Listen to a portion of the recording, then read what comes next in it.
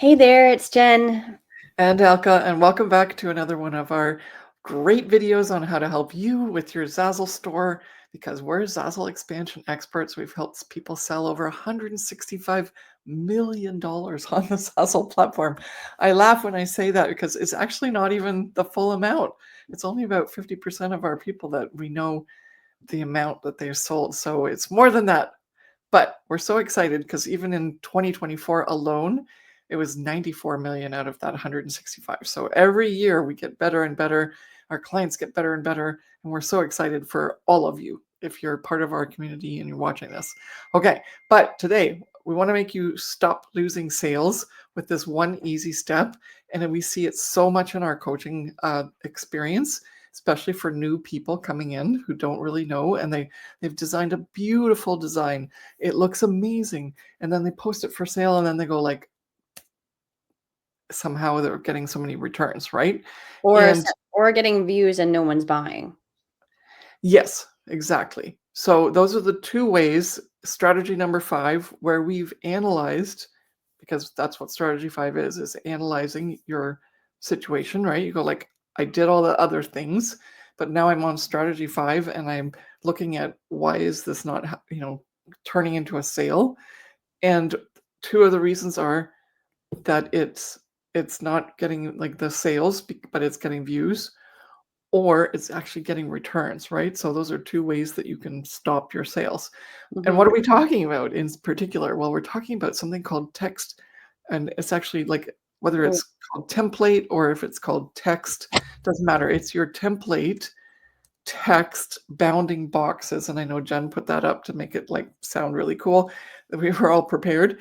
Doesn't matter though. The main thing is you still know that, hey, when you're setting up all these text templates for your customer, you gotta really watch what's called the bounding box, which is like it is what it says. It's what area can the customer put text in after you set the area, which is the mhm. bounding area. Okay. And for any of you that don't know what that is yet, you're in the right space. Let's walk it through this and make sure that you really understand how this can happen because we don't want you to lose sales. Okay. Mhm. So, Jen, take it from here. So I have designed a postcard and I have yet to post it for sale, but I have gone in and I've made sure that everything looks good. I have my boxes, right? This isn't a perfect product. I made this in 5 minutes. So clearly, I could add some different things to it, but I made it on purpose in a way that makes it look good, but there's actually some really big issues overlaying on top of here. So once you come onto this product, you think that everything is fine and dandy, right? It looks good. The spacing's fine. I have, please join us for a baby shower honoring Jan Clark. I have my address, the date, the time, the RSVP, and the registered at whatever, right? So it looks cohesive. It's got all of the elements that are necessary for a baby shower invitation, and the spacing of the text looks good. And I've also added certain things as templates. So I have Jen Clark can be interchanged. I have the time and date can be interchanged, and I have the registered at can be interchanged because I obviously want to post this for sale, allowing some customer to be able to change the important information. So you can see here when I say, and as I said, I haven't posted it for sale yet. It's still in the phases of almost being posted. So this is a really great step for everyone to do before they post a product for sale, because I have made this mistake so many times where I'm in the design tool and I'm like, everything looks perfect and I'm just going to go ahead and sell it. And I haven't even looked at if it actually functions yet as a proper product, because I've chosen certain names and certain information, and also my text bounding boxes in are certain places for the format of what this looks like. But let's say someone comes in and has a longer name. So Jennifer, and then maybe the last name is Anderson. And all of a sudden, my text bounding boxes, because they're actually off the page, a name like Jennifer Anderson can't be put in here because it's too long. Okay. And because I chose the name Jen Clark to start out with, it looked good as that name.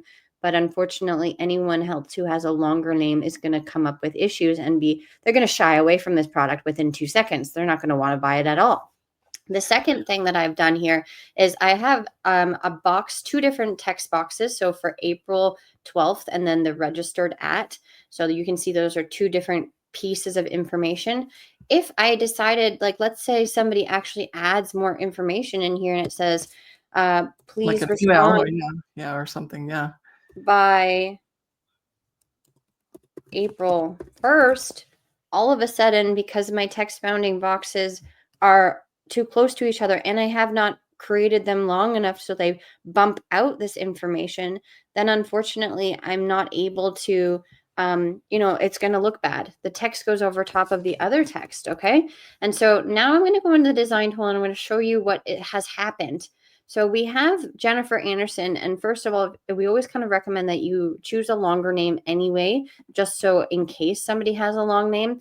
I also had my text bounding box off to the side. It went over the green line, which you don't want at all. You want it to be here. And also, if you have certain a graphic on this side, you want to make sure that it actually doesn't go over the graphic. So clearly I need to make this name smaller and have it be able to, so that somebody with a long name can actually fit their name in there and it looks good and cohesive as well. Clearly this is the graphic that I chose and the placement of the graphic, but if you're choosing this and you want to have this graphic on this product, then you have to work within your boundaries, right? Same sort of thing here. Baby shower, it's off to the side. I want to make sure that it is printed within the printable space on Zazzle, with being within the green lines. Next thing that we had issues was this one here, where this text bounding box should go quite large here and be able to have that space. That doesn't fix the issue of where I added more information on the bottom and then it bumped it down, because the formatting of my text box is that every line is a new kind of paragraph. And so I actually have to be conscious of that and move my registered at further down and have enough space for that as well. Okay, because you want to make sure that you have that space in between, and also allow, for example, because I also added that text. Imagine we had that set up like that again, like this, where it's smaller.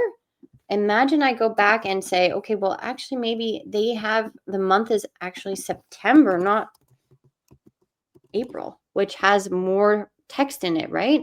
That still works in accordingly because I have enough space.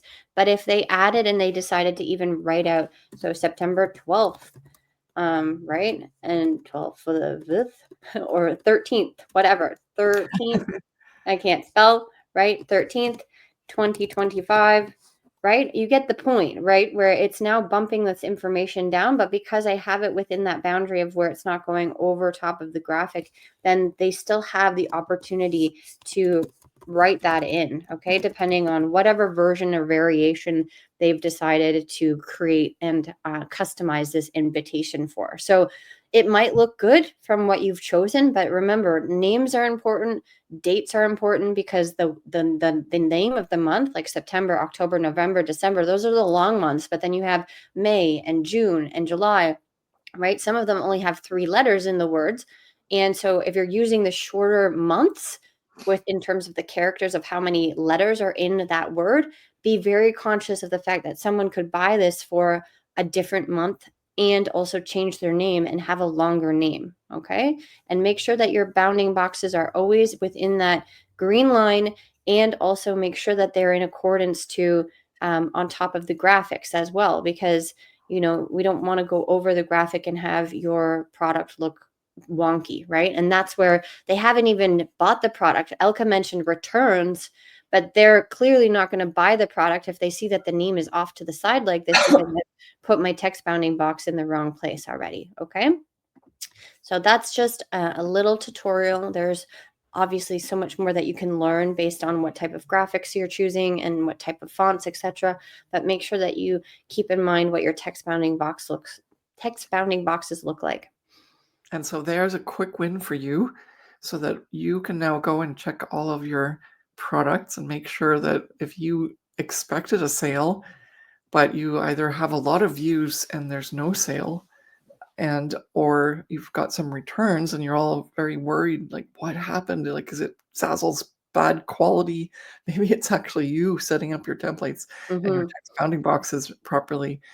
always make sure that you're taking care of the customer, right? Look at the customer, just like Jen said, when you first, before you even publish, just go Mhm, and pretend you're the customer.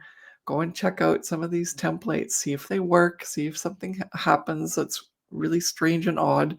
And if so, then you have a chance to fix that before you publish. Because once you publish, you have to, if it's broken or not done properly, you have to publish again, right? There's mhm, no way to fix it. Only a few of us have that edit tool, but it takes forever for them to get through the editing process and review process. So just do it right the first place, and then you won't also worry that something isn't selling mhm, because you fixed it before you yeah, even had a problem. mhm.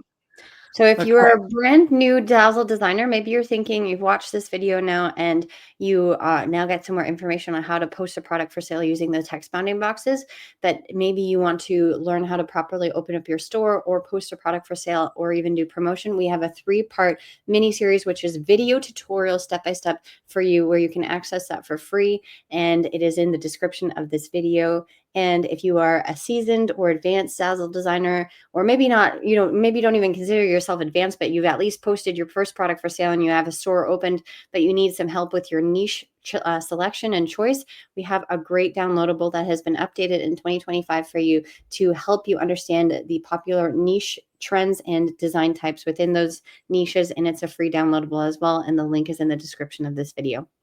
Thank you. 150 top trending niches, products, design styles with SEO keywords for 2025. You can't beat that. Make sure you get that link and Pretty start great using downloadable. that so that you can post products for sale. Thank you so much for watching, and we'll see you in the next one. Bye. Bye.